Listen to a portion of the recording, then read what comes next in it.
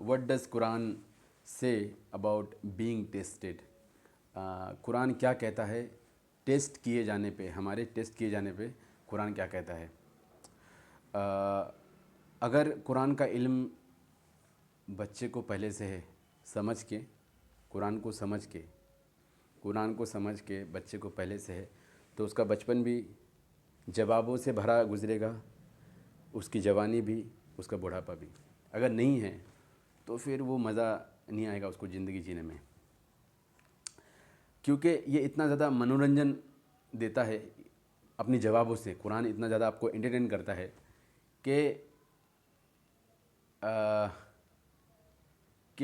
आप फिर जो आम लोग हैं ज़मीन पे, जो आम लोग घूमते फिरते रहते हैं, उन जैसी आप सोच नहीं रखते हैं, आपकी सोच अलग हो जाती है वो समझे जाने पे। क्योंकि हमारे बीच में, हमारे माहौल में रह के, हमारे फैमिली में रह के, हमारे दोस्तों के बीच में, भाई बहनों के बीच में, स्पाउस के बीच में, बीवी शौहर के बीच में रह के, और काम जहाँ हम लोग करते हैं वहाँ पे रह के, मतलब अपनी ज़िंदगी का जो 60 70 80 90 साल जो गुजारते हैं हम लोग इन लोगों के बीच में रह के, इसी को टेस्ट कहा गया है ना। ये टेस्ट है इस दुनिया में, हमारे बचपन से लेके मरने तक ये दुनिया में टेस्ट है। अब ये टेस्ट में आपको क्या क्या प्रॉब्लम्स आ सकती है, किस किस तरह से आपको सामना करना पड़ सकता है, वो सभी एग्ज़ाम्पल के तौर से पूरे कुरान में बता दिया गया है। लाइन से हर तरह के एग्ज़ाम्पल को पेश किया गया है ताकि आप अपने जहन में इस बात को डालें और अपने टेस्ट को समझें कि आप किस किस तरह के टेस्ट से गुजरेंगे।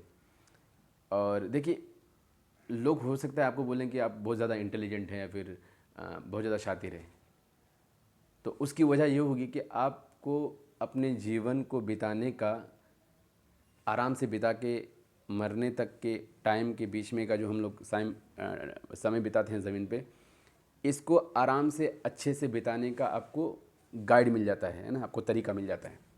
तो उससे क्या होता है कि उससे आपकी ज़िंदगी आसान हो जाती है, आपका टेस्ट आसान हो जाता है। तो कुरान कहता है कि ये ज़मीन पे टेस्ट है, और इस टेस्ट को उस टेस्ट के जैसा ही समझना चाहिए। मतलब इस टेस्ट को अगर याद रखेंगे तो उसके लिए खौफ, डर और गम नहीं होगा उसको ज़मीन पे रहते हुए। और अगर इस टेस्ट को पार कर लिए, जो कि काफ़ी ज़्यादा मुश्किल हो सकता है सभी लोगों के लिए, अगर इस टेस्ट को पार कर दिए तो फिर बाद में इनाम है। और इस टेस्ट में क्या क्या प्रॉब्लम हो सकते हैं उसका जवाब दिया गया है। अगर आप उस हिसाब से चलोगे तो टेस्ट को आराम से, आसानी से पार कर लोगे। अगर उस हिसाब से नहीं चलोगे तो फिर हो सकता है फिर ज़मीन के जो अक्सर लोग हैं बेसुकून, अंदर चैन नहीं, साइकोलॉजिकल इशू, हेल्थ इश्यूज़, है ना, बहुत सारे प्रॉब्लम, फैमिली प्रॉब्लम हो रहा है फैमिली के बीच में, रिश्तेदारों के बीच में, ये इतने सारे प्रॉब्लम्स लेके बैठे हुए हैं, लेकिन उनके पास जवाब नहीं है।